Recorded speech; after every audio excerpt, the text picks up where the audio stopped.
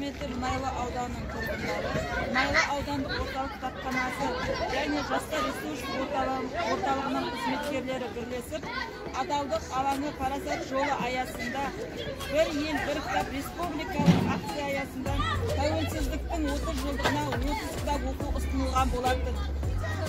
Және Қазақстанның оқырман ұрпағы 2021 жалпы ұлттық акция аясында саябақтағы кітап атты кітап көрмесін оқырмандарға ұсынылып жатыр.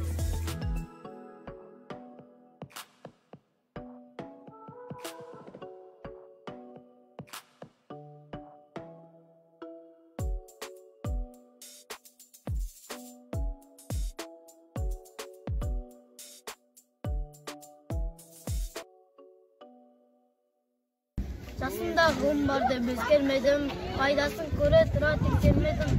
Жер жеткен соң түспеді ұсыма, қолымды мезгіліне кескермедім. Бұл мақұл қалмағыма күн жазалы, қолымды дүртірмесем істермедім.